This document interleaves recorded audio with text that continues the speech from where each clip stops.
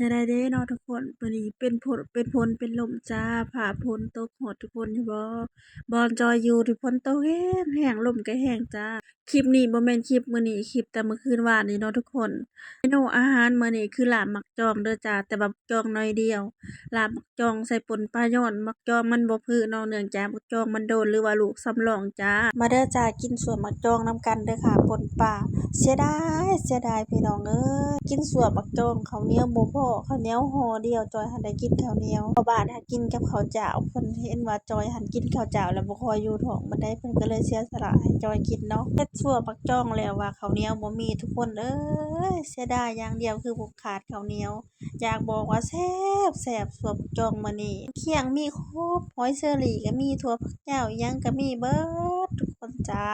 มันก็เลยเฮ็ดให้แซ่บ สั่วบักจ่องมื้อนี้มาเด้อจ้ากินสั่วบักจ่องรอบดึกนี่จ้อยก็สิแกะข้าวให้พ่อบ้านเพิ่นเพราะว่าเพิ่นบ่ได้กินข้าวเหนียวเนาะเพิ่นมาแต่เฮ็ดงานเพิ่นเอาข้าวเจ้ามาให้จอยก็เลยแกะให้เพิ่นแต่จอยหั้นมักเลือกเบิ่งจอยสิมักกินข้าวเหนียวเพราะว่าจอยกินข้าวเจ้าถามว่ากินได้บ่กินได้แต่จอยมันบ่ค่อยอยู่ท้องหั้นนะทุกคน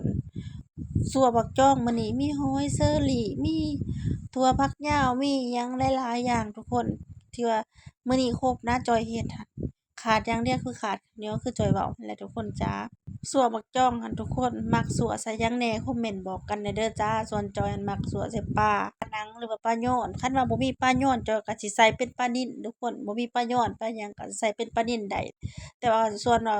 หลายคนเพิ่นก็สิใส่ปลาทูจอยหั้นบ่ค่อยมักปานใดเนาะใส่ปลาทูจอยว่ากินมันแห้งว่าซั่นจ้าก็คือว่าแหละทุกคนอาหารมันขึ้นอยู่กับผู้มักเนาะอาหารสูตรอาหารมันบ่ตายตัวสูตรไผสูตรมันคือเพิ่นว่าแหละ แซ่บไผแซ่บมันอาหารคือกันแต่เฮ็ดบ่คือกันก็มีได้ทุกคนแม่นบ่ทุกคนมักเฮ็ดอาหารแนวใดคอมเมนต์บอกกันแหน่เด้อจ้าตอนกินนี่ประมาณตี4ตี5เด้อทุกคนหลายคนก็ถามจอยว่าอ้าวจอยจะคือมากินข้าวแต่เช้าตี4ตี5เพราะบ้านเพิ่นเลิกงานเนาะแต่ว่าจอยหั้นเลิกงานตั้งแต่เที่ยงคืนหรือว่า10โมงพู้นแหละแต่ก็เพื่อแล้วก็เนาะเพื่อมากก็จอยก็สินอนท่าหรือว่ามาเฮ็ดอาหารการกินท่าพ่อบ้านเพิ่นพอเพิ่นเลิกงานมาเพิ่นก็สิได้กินนะเลิกงานเมื่อยๆมาเนาะทุกคน ช่วงนี้พ่อบ้านเพิ่นเมื่อยหลายเฮ็ดงานทุกคนเนื่องจากเพื่อนร่วมงานของเพิ่นบ่อยู่เพิ่นก็เลยสิรับแต่ภาระเนาะอันรับภาระดูแลหลานก็สิลำบากแหน่คนมาเฮ็ดงานใหม่ก็บ่ค่อยเป็นปานใดก็บ่ค่อยเก่งก็บ่ตีกันเนาะค่อยบอกค่อยสอนกันไปแม่นบ่จ้ะทุกคนเป็นจั่งใดเด้เนาะทุกคนสิ้นเดือนนี้เป็นจั่งใดจอยนี่สิ้นเดือนคือสิ้นใจเด้อจ้าสิ้นเดือนก็บ่คือเงินเดือนคือเงินทอนเนาะทุกคนคือเพิ่นว่าแหละ เกิดขึ้นแต่กับจอยนี่แหละเงินเดือนคือกันเงินถอนทุกคนเอ้ยจั่งใดก็สู้ๆเนาะทุกคนถือว่าเราก็ใช้ชีวิตต่อไปเนาะทุกคนเนาะคันว่ากินข้าวนี่บ่ได้กินน้ำนี่จอยกินข้าวบ่ได้เด้อทุกคน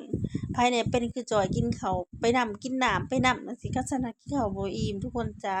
ตอนนี้ก็ขอโทษขออภัยเด้อจอยใส่มือเนื่องจากว่าอันนั้นบ่วงพ่อบ้านเอาไปก็เลยใส่มือจ้า